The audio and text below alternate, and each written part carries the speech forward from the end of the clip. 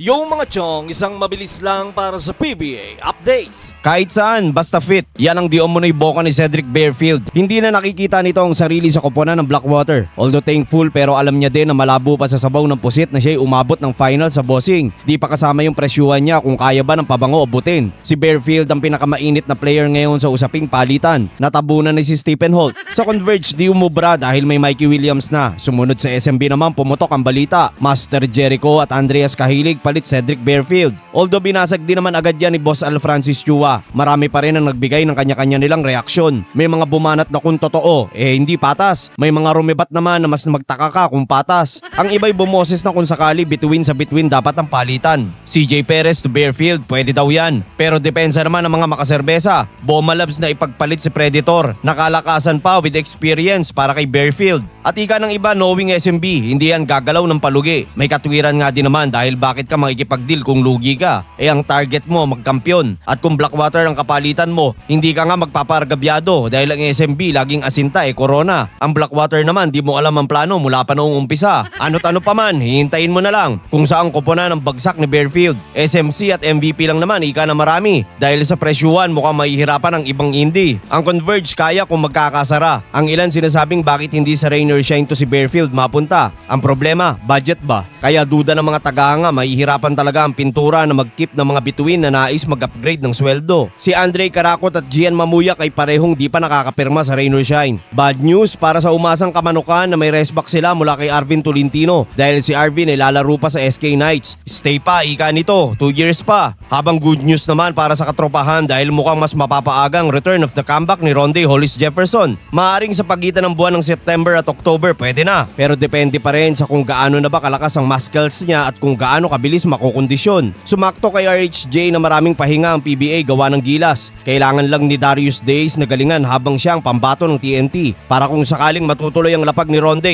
nasa maganda-ganda silang posisyon. It's official, si Jimmy Alapag na ang bagong head coach ng NLEX Road Warriors. Hindi consultant gaya ng mga unang kutob. Eto na kaya ang pagbabago sa level ng kalsada. Yung tipong walang pakialamanan ng draft pick dahil nga simula't simula naging taniman lang sila ng tropa. Pero sa ngayon ito lang muna ang masasabi ng kanyang mga tagahanga. It's nice to be back! Parang si Nick Demusis na balik PBA sa koponan ng Blackwater. Nagdagdag ang pabango gawa ng walay na si Bradwin Ginto at Clifford Hopia. Si Hopia ay sumusubok naman na matanggap sa Magnolia. Ika ng iba ayos lang naman dahil matangkad at pwede pang matuto. Kaso gaya sa Converge na negative si Barefield dahil meron na silang Mikey. Dahil nga parehas ng laruan. Sa Kamanukan naman may mga bumanat. May lapot ka na nga kukuha ka pa ng Hopia. Pambira. Hanggang dito na lang mga chong. Maraming salamat. Hanggang sa muli.